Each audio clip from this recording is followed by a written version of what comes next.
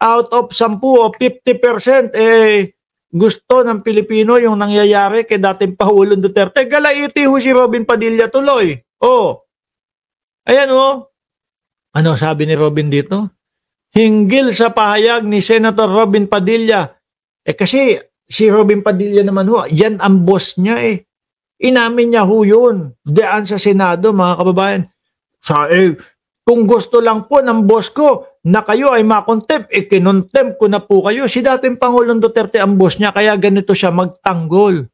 Kaya nasasaktan siya kapag yung mga katotohanan na kalahating porsyento ng Pilipino gusto yung nangyayari kay dating Pangulong Duterte. Ano sabi niya dito? Hinggil sa pahayag ni Senator Robin Padilla sa lumabas na resulta ng SWS survey. Ang dapat na tanong dyan, di mag-journalist ka na lang. ikaw na lang ang sumulat.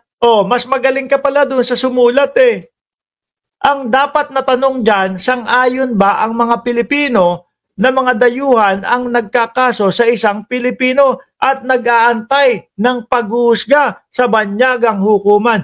Alam mo, Robin Padilla, kung ang Pilipino na tinatanong mo o tatanungin mo, alam nila yung pinakasimula kung bakit umabot sa ICC ang dating Pangulong Duterte at kung bakit ICC ang nilapitan ng mga biktima, kasama po si dating Senador Trillanes. Magiging guest po natin yan sa Biyernes mga kababayan. Biyernes, alas 9 ng gabi, guest po natin si Senador Trillanes doon po sa Birahan PH.